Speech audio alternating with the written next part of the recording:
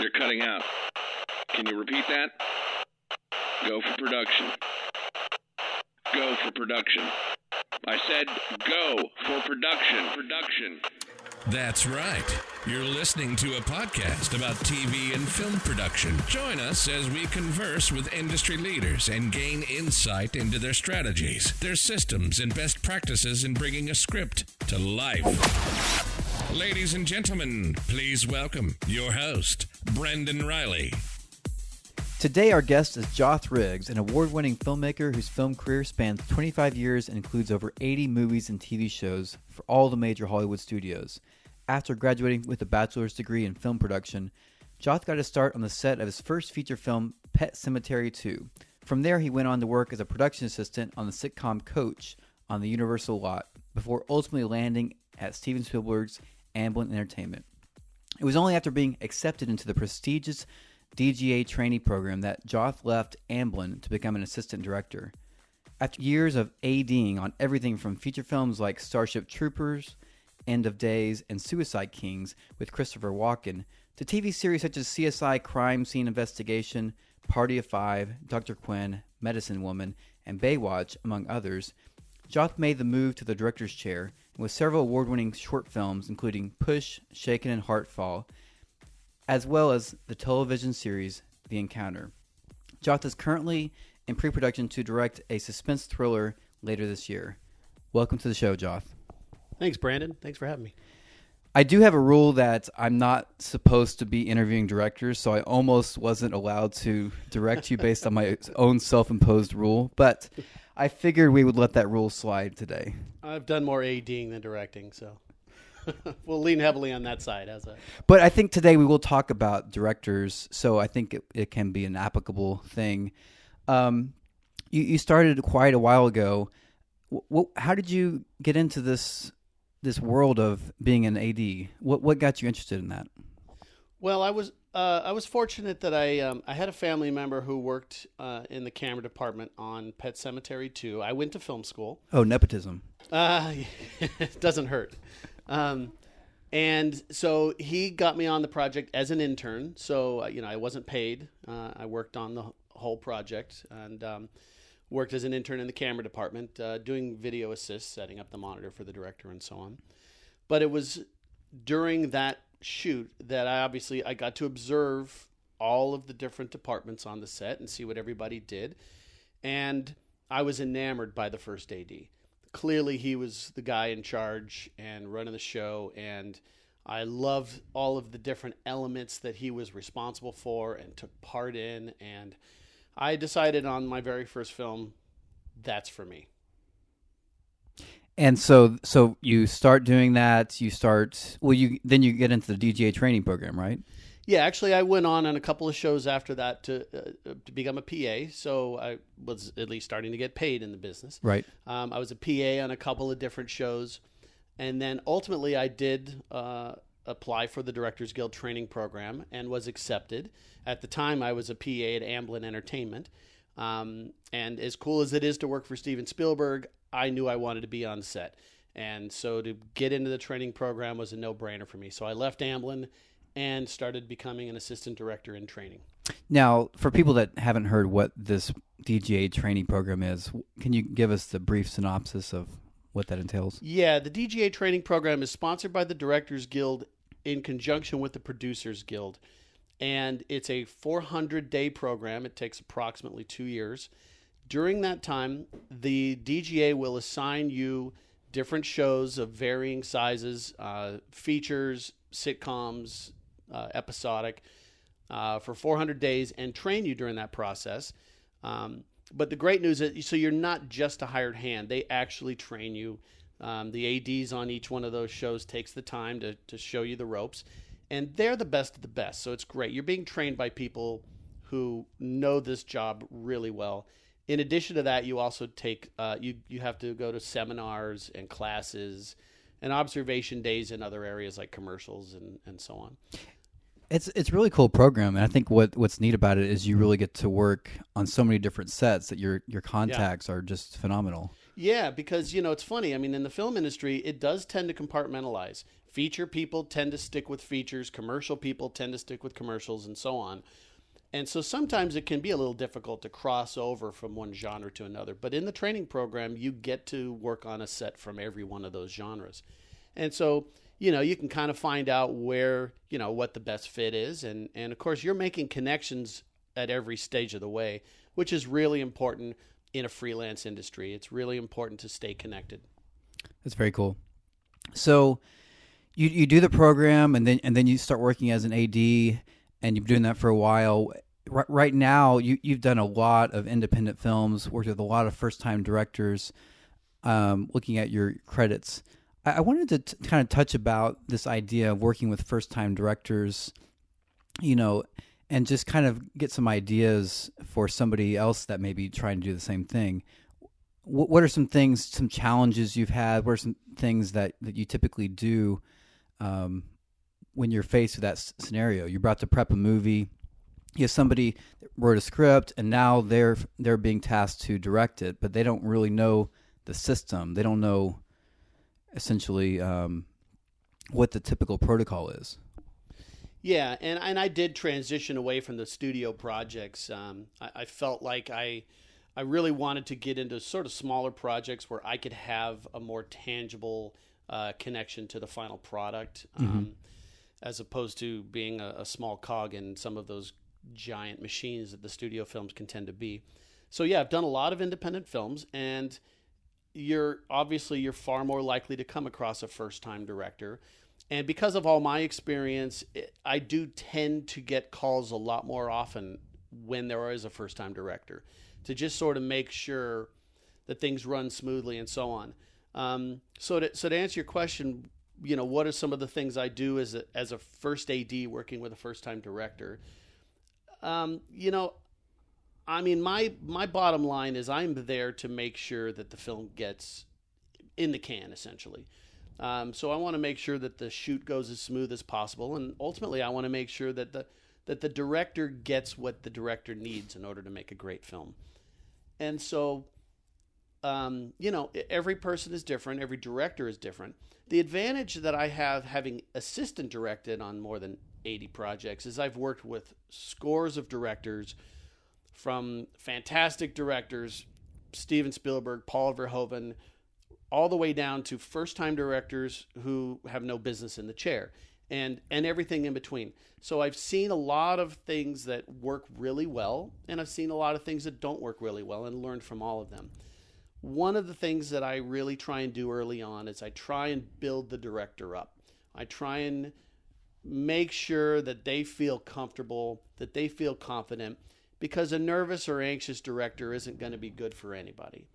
And ultimately, I try and help them relax and allow them to recognize that they are not a one-man band, that they have an entire crew and cast there to support their vision.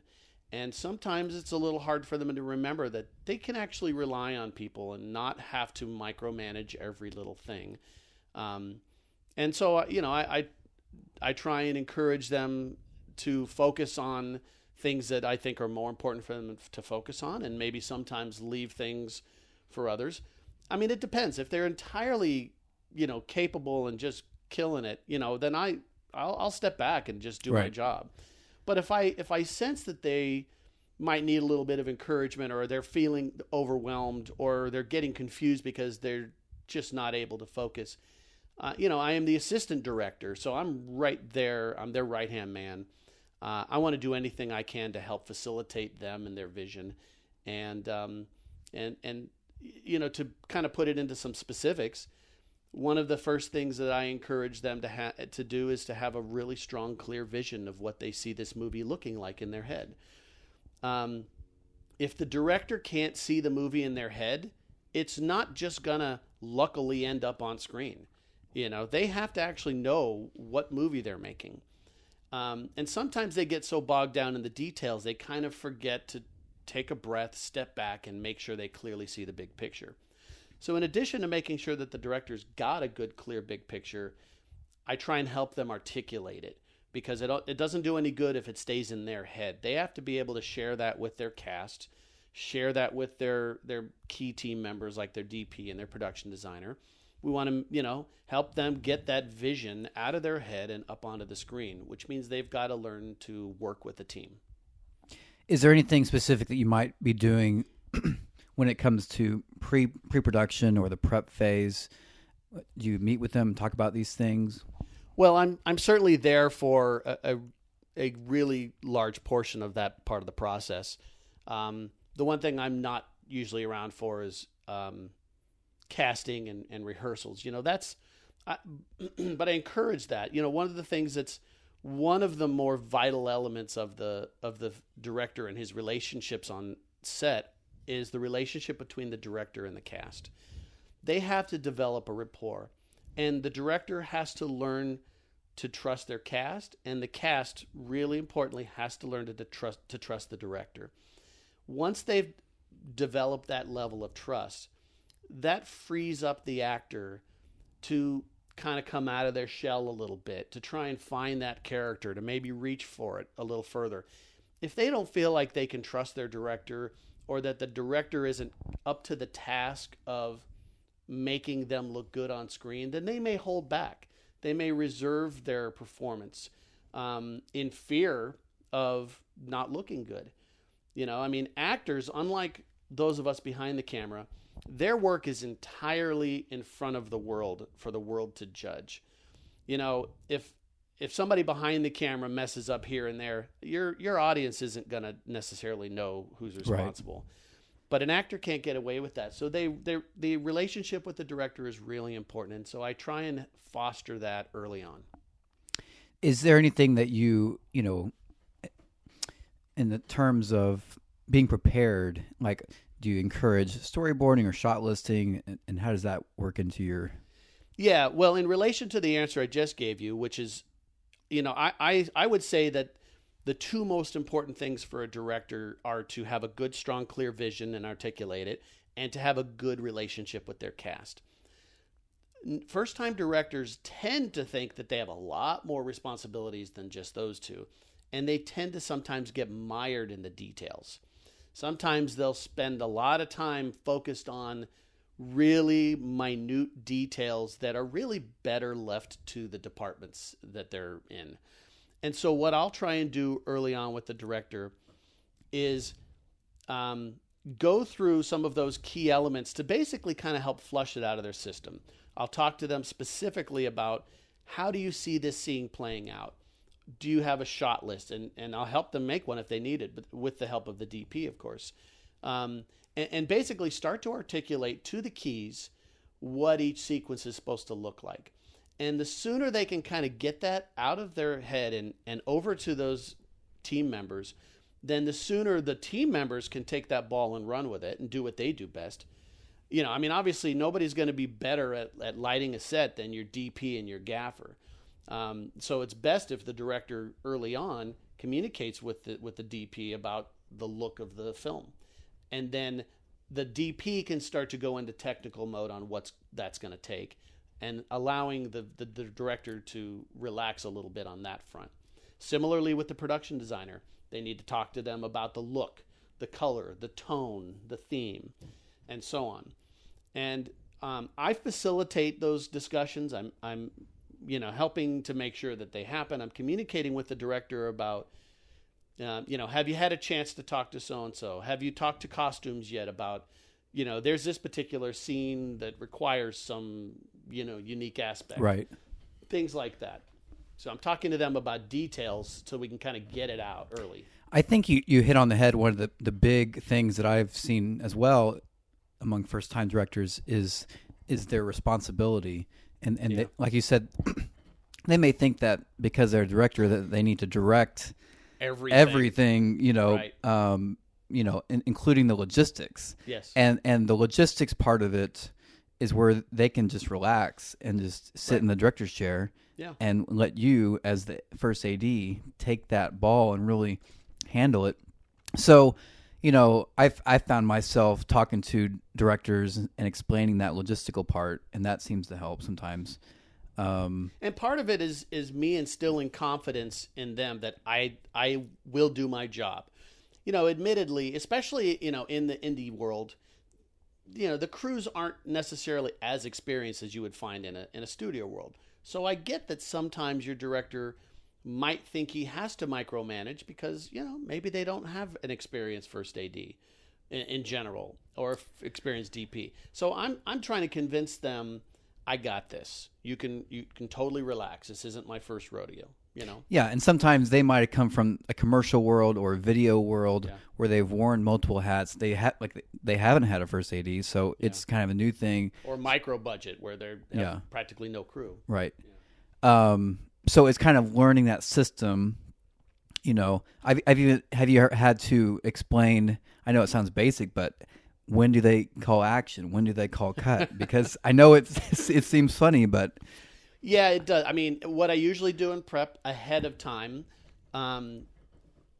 mainly, so it doesn't embarrass them. I don't want to do this in front of the crew, but I'll go through the cadence with them. Right. And I'll say, here's how this is going to happen. I'll bring the actors to the set. We'll get, we'll walk through it. We'll rehearse. We'll get last looks. I'll call for quiet on the set, lock it up and so on. And I'll explain to them, I'll make sure that the camera's rolling, that we've slated. And when everybody's set, I'll say, or I'll do something that basically gives them the cue. The next thing that happens is you calling action. Or, as a lot of directors like, I'll ask them, would you like to call action or would you like me to? I mean, half the time I'll be doing it. Although with first-timers, they tend to want to do it. Yeah, I mean, it's helpful when you have a large crowd, and you're using a megaphone or something that it might be better for you to do it. Well, what's funny is it usually starts off with the director saying, I'll do it, and then by week 2, they're like, you just call it. It's just easier if you do it, Right.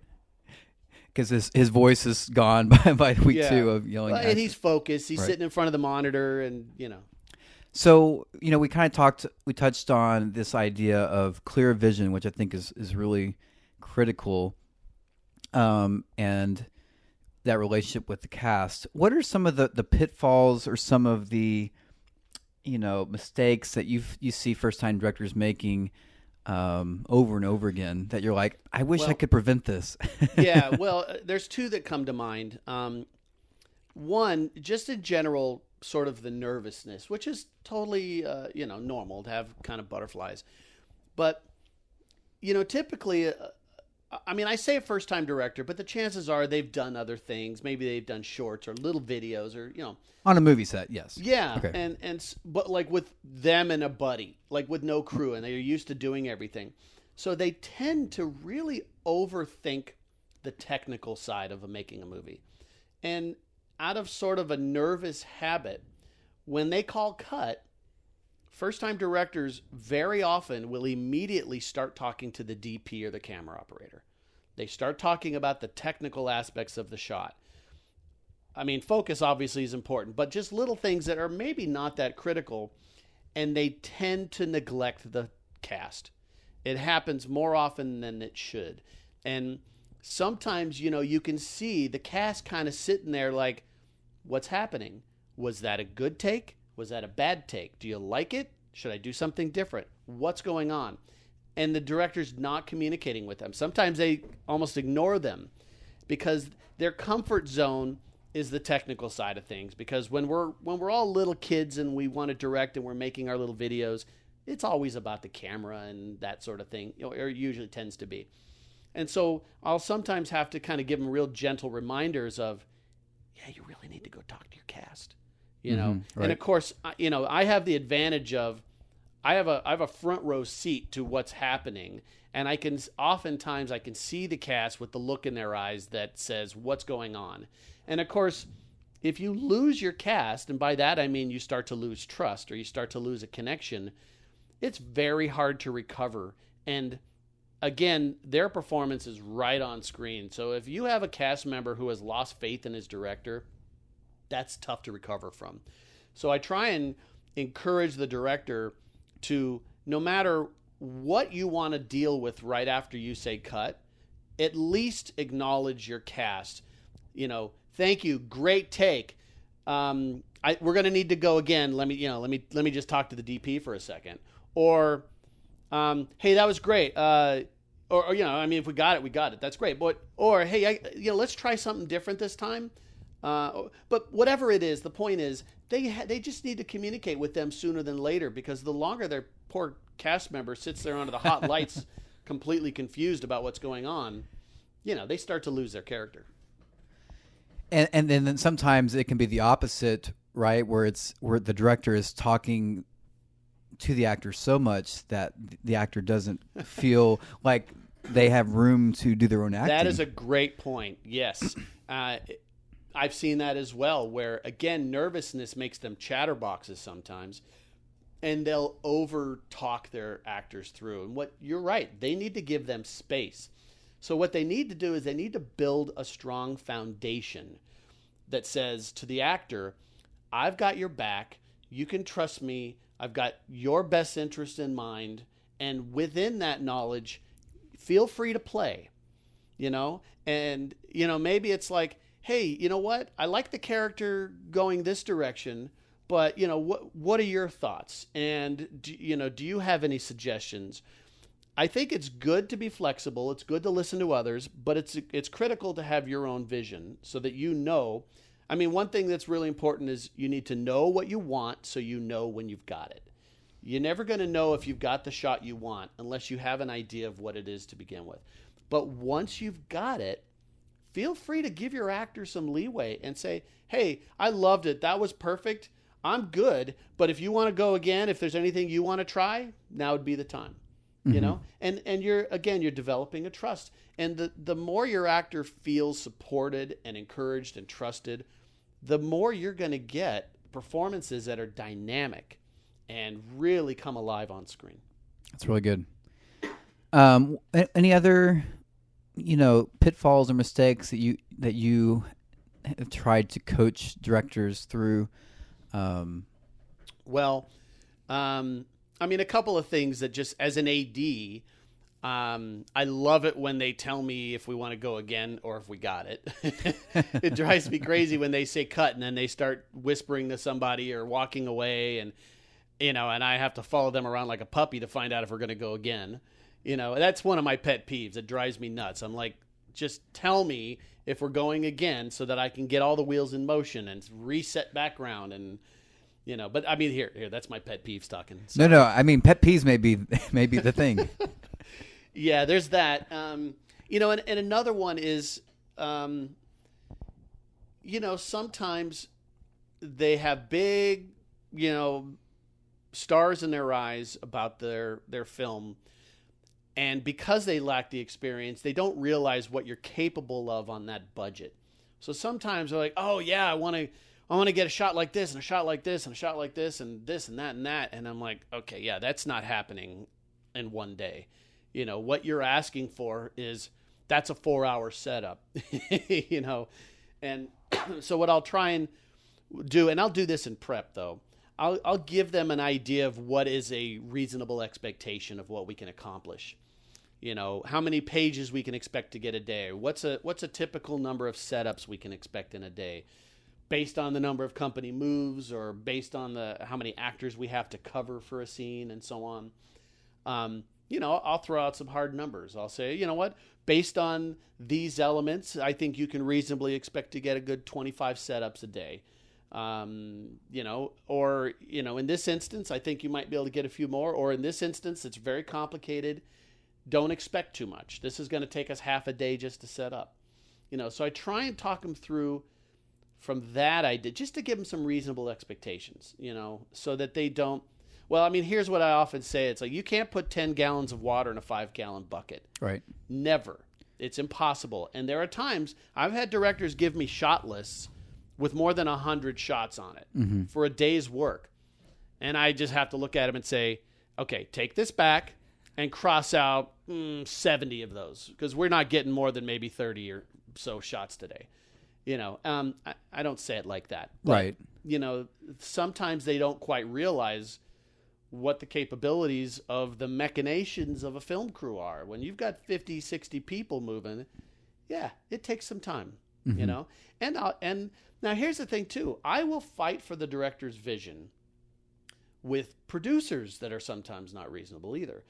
When I say fight, I don't mean that, but I will defend sometimes a vision because sometimes I will say, I mean, here's the thing. I mean, it's Newton's third law of motion, which is every action has an equal and opposite reaction. So if we choose to shoot these scenes today, we cannot expect to then also shoot these additional scenes. If you would, and sometimes they'll say, oh, but I really want to shoot this giant car crash stunt scene at the end of the day if we have time, That's funny. And I'll say, okay, that's just not going to happen. But if you really want that, then you have to give something else up. Because, again, you're not going to be able to get 10 gallons in this 5-gallon bucket. You only get 5. So do you want the car crash? I mean, I'm being very simplistic. Obviously, that's something you prep for, but you know what I mean? I'll basically say you have to prioritize. What do you really want? What's the most important thing? And then what do we have to give up in order to get that? It's like when you're a little kid and you want to eat dessert and your parents tell you have to eat your meal first. Yeah. And that's... Well, and sometimes we'll do that. Like when we're close to the end of the day and a director will look at me and say, do we have time for another take? Well, the answer is, how important is that other take to you? We have another scene to shoot. If you do another one of these 12-minute takes, it may cost you that scene. But if another take is really important, then it may be worth sacrificing that next scene. Maybe we can push that to another day. So I am not somebody that tells them what to do. I'm somebody that lays out all the information in front of them and gives them the information they need to make an informed decision. I'll say the answer is up to you. If you choose to do another take, it will potentially cost us from getting this scene. So either we push that scene, you reduce the coverage on that scene, maybe we turn it into a oneer, or you forego this extra take and we move on so we can make that scene entirely. What's the most important thing for you? And sometimes it is worth going in overtime, to get the better movie, right? Exactly. And I'll say that too. I'll say, or we go into overtime, but that's going to cost money. So how bad do you want it? How important is this? And are the producers willing to let them go in overtime? Right. Yeah. So when you're working on these independent... And can we get second meal? Right. Or will you actually get overtime because of the type of production, right?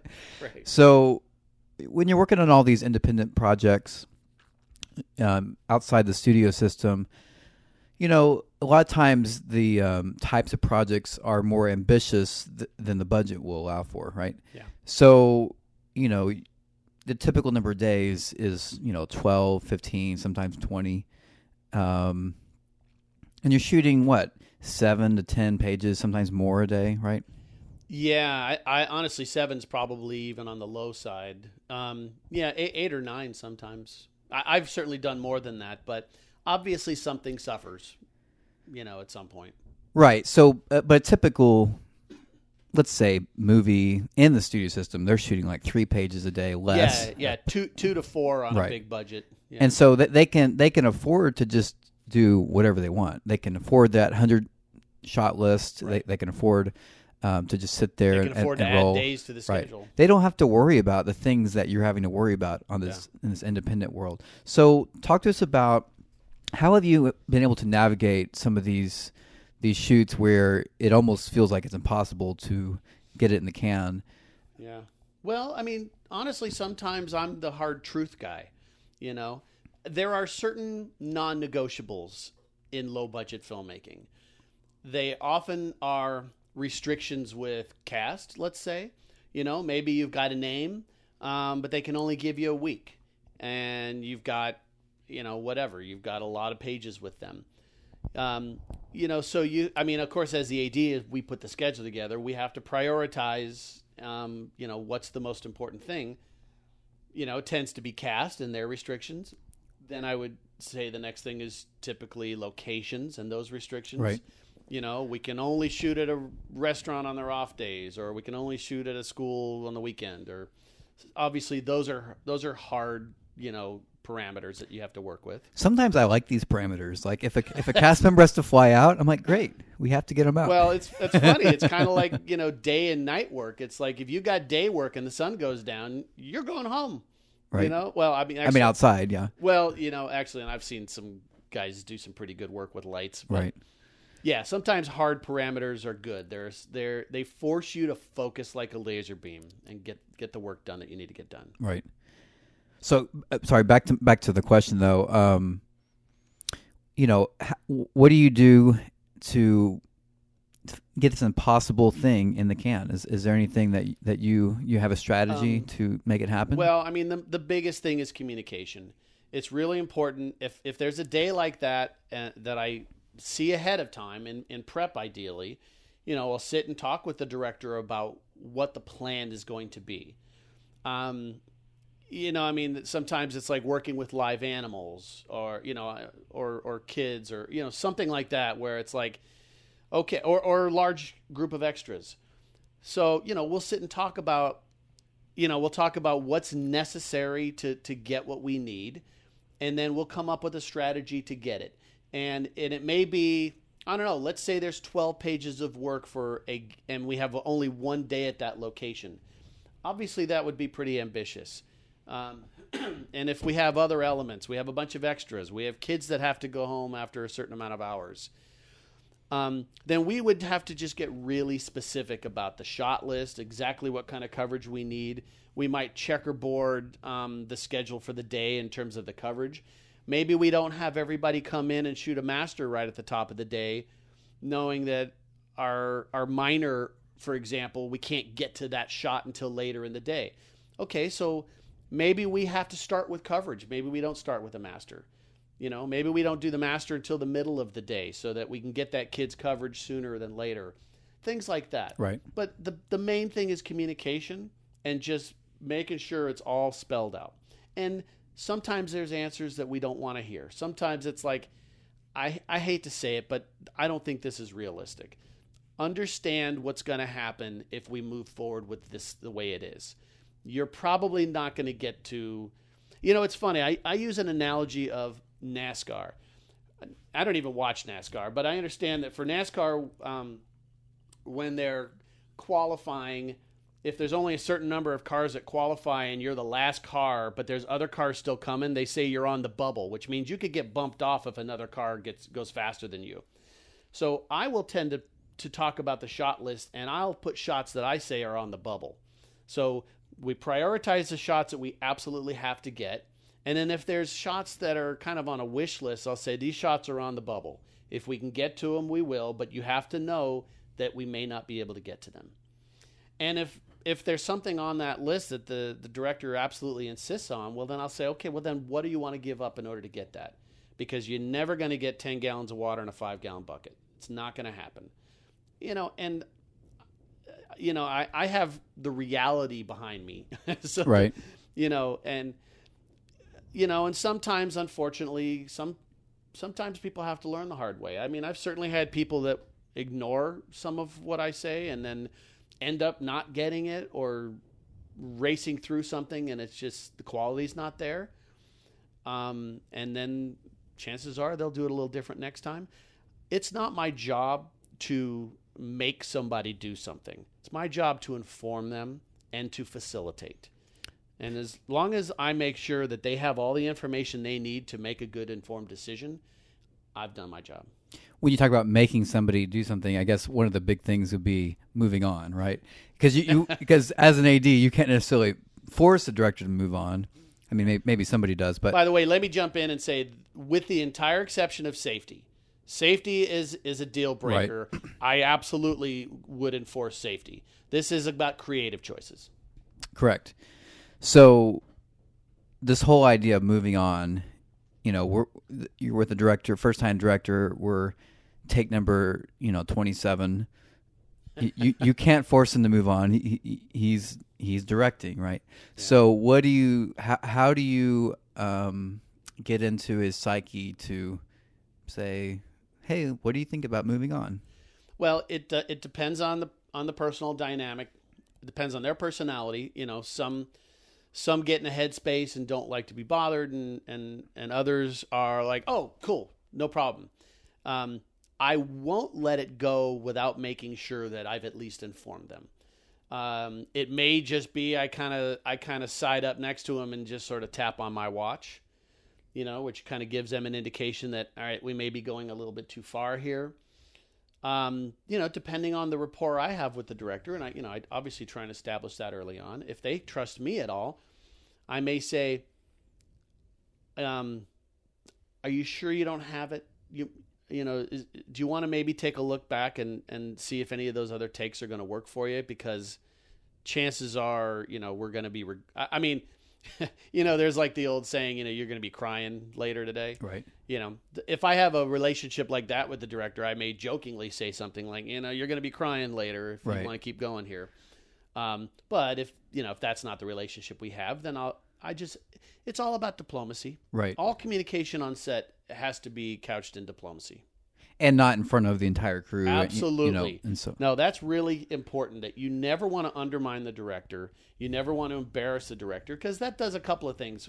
One, it erodes the relationship that the two of us have with each other. But it also undermines the trust that the whole crew has in who's leading the ship. And that can have ramifications that go beyond that moment. Mm-hmm. So it's not good for anybody if you ever undermine the director. So, and also, like, I guess in addition to giving him estimates on your time, do you find yourself, that could be the opposite, where it's like they're so worried about the schedule that, they're only one take and done, and then you need to slow them down. I mean, there are times when I say, are you sure you don't want another one of those? Or we've got time. If you want to try and grab that, we're doing fine on time. So yeah, I'll absolutely do that too. I'll kind of gauge, part of what I'm doing is I'm gauging them. It's not necessarily the time, although that's obviously a big factor. But if I can tell that they're rushing themselves, or that they're not feeling comfortable about what they're getting, I'll try and help them feel confident by taking the pressure off of them, because sometimes they will sort of police themselves. Mm-hmm. And I'll say, hey, don't even worry about the clock. I'll worry about the clock. You just worry about getting the great performance. Right. That's good. So I want to talk a couple things about just different tools that you might have. Is there any like software, any apps, any tools that you use that you like to have on set? Yeah, I have been doing this long enough that I remember the old strip board days, and I still have one of my strip boards around here. Oh, fun! Like literally writing in pencil on strips of paper, which I actually really am glad that I had that experience, because just kind of being tangible about putting the scenes in order was a great way of training. But I use Movie Magic scheduling now, as most people do, and I do like the customization in it. So I'll make sure that it's customized, that it matches the project. I used to be, I'm old school, so I used to have the tin, and I used to have the trifold, and I'd walk around with, a notebook with all of the schedules in it and the script and everything like that. And as you know, because we've worked together on a few projects, Mm-hmm. I'm pretty much anti-paper now. I'm not anti-paper, but I have everything I need. Good for you. On my iPad. Yeah. I have everything I need on my iPad, and I have multiple apps that I use.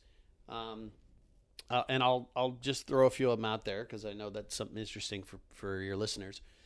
I use Scriptation. Scriptation is an app for scripts. You can import them in PDF files.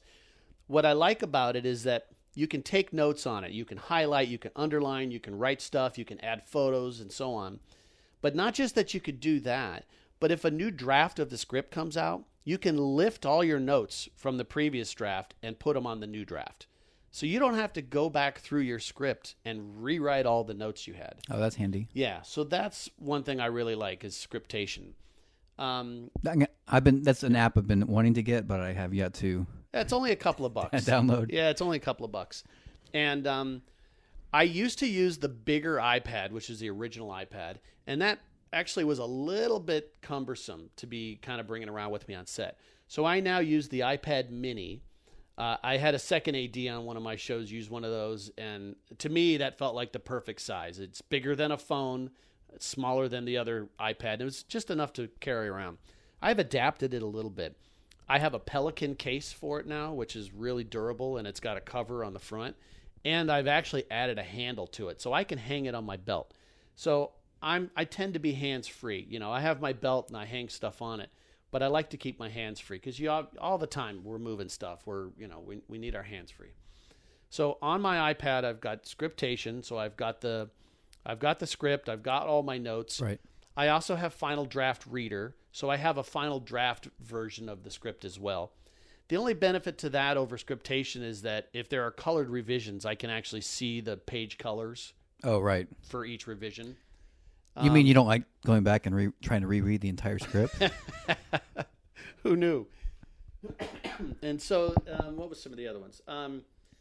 Unfortunately, I don't think they've updated it, but Movie Magic Scheduling has an app for the iPad. But I think the new iOS has rendered it. Yeah, I don't know if it works anymore. Yeah, it doesn't anymore, but up until recently it did. Hopefully they'll update that again. But the great thing about that is it not only did I have the strip board schedule in there, but I could actually move strips around in the app. So obviously that's great if you're getting later into the schedule and you have to start making adjustments. I don't have to go back and get my laptop out and all of that. Mm-hmm. Movie Magic, if you're listening, please update that app. Right. Other than that, I'll just put all my schedules into PDFs and I'll put them in books, which is what iBooks used to be. Oh, okay. Just so I have a PDF reader, essentially. So I have all the schedules, day-out-of-days, breakdowns, script pages in Scriptation. So I have all of those elements. I also use Shot Designer, which is another app, Shot Designer is an app where you can do floor plans and shooting layouts and so on. So that's a really handy one. That's a handy one if you're a director or a DP as well, because you can create your shot list. But even as an AD, I'll sometimes use them for background. I'll use them for driving sequences. Oh, interesting. Things like that. So that's a good one. I also use Pana Scout when I go on scouts. I take pictures of the locations, but I can geotag them. I can organize them in folders under the location. I'm going to save all these apps that you listed in our show notes for the listeners in case you didn't remember what they were. I figured your listeners can go back and reference. Right. And then the other thing, as a director, Pana Scout's great because you can actually not Pana Scout. Well, Pana Scout for the things I just mentioned. Right. But then also Artemis Viewfinder is another good app where you can look at different lenses and so on as you're scouting. And then the last thing, which isn't really something I use on set, but something that I use in between jobs, is I use Evernote, and I put all of my documentation in there per project, specifically my crew lists. So I have a folder that has just all the crew lists from all the projects I've ever done. Because how often is it, I'm on a project and we're like, oh, we need a second AC, anybody, or we need a new craft service person. I'm like, oh, yeah, I worked with a great person. I can't remember who they are or how to get in touch with them. Well, I have Evernote. I'll pull it up. I'm like, oh, yeah, it was from this show, and I'll just go back. And, it's a freelance world. You got to know people. So it's really important for me to have all those crew lists handy, and Evernote's a good way to do that. Evernote, I've been holding out forever to buy it, because it's free. But the paid subscription is really worth it. It's like $3 a month, something like that. Maybe. I've never paid for it. I just have the free version. But what's cool about Evernote is it has a desktop app versus just having to log in. Because so many times I don't have my internet and I just want to pull up some notes, and I really like that about Evernote. Yeah. Well, cool. Thank you for sharing those. I want to kind of end this segment talking about leadership because as a first AD, you're put in a position where you're managing people, you're leading people.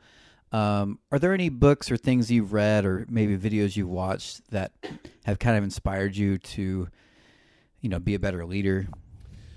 Well, I'll give you some specifics for A.D.ing specifically. Okay. There's two books. One that I've got right here is called The Film Director's Team. Oh, by great. Alan Silver and Elizabeth Ward, practical guide for UPM's assistant directors and all filmmakers. But another one that I've actually used quite a bit is called Running the Show. That's great. The Essential Guide to Being a First Assistant Director by Liz Gill. And that's a great hands-on, step-by-step from an AD who's not on the fringes, but somebody who's working on good, legitimate projects. And so every once in a while there's some little arcane thing that I maybe can't remember or what have you, and I'll look it up in there and be like, oh yeah, that's right. Yeah, I really enjoyed reading that one. I think it's one of the better resources out there. Very helpful, yeah. So, if somebody's out there in their audience and they, enjoyed this talk today, how do they go about following you on social media? Are you on social media? Yeah, I'm on Facebook, and I use that primarily. I'm on Instagram as well, but I use that just for photography. If you like good set photography, though, that's like a hobby I have. It's one thing I do in long lighting setups. There you go. I take some fun set photography, so that I have Instagram for that. But for Facebook, that's where I tend to connect, and I'm happy to connect. The good thing is I'm the only Joth Riggs on the planet. Oh, great! So I'm easy to find. What about LinkedIn? Are you on that? I'm on LinkedIn too, but honestly, I don't look at it very often. But yeah. And you're on IMDb, of course, and you can. I think you can follow people on IMDb now. You can. I didn't know that. You can. So Okay. you can go follow Joth. Well, that's exciting that you have a project coming up to direct. Anything you want to talk about that? I'm excited about it. It's a suspense thriller, and it's going to be a lot of fun. Can't wait. Well, I wish the best for that, and I thank you so much for joining us today on the Go for Production podcast. Thank you for listening to the podcast. If you enjoyed what you heard today, please visit us on iTunes, leave a comment, subscribe, and tell a friend. If you'd like to stay up to date with what we're doing, you can visit the blog at assistantdirecting.com and sign up for our monthly e-newsletter where we will notify you of the new episodes and highlight interesting technology and software in the film industry.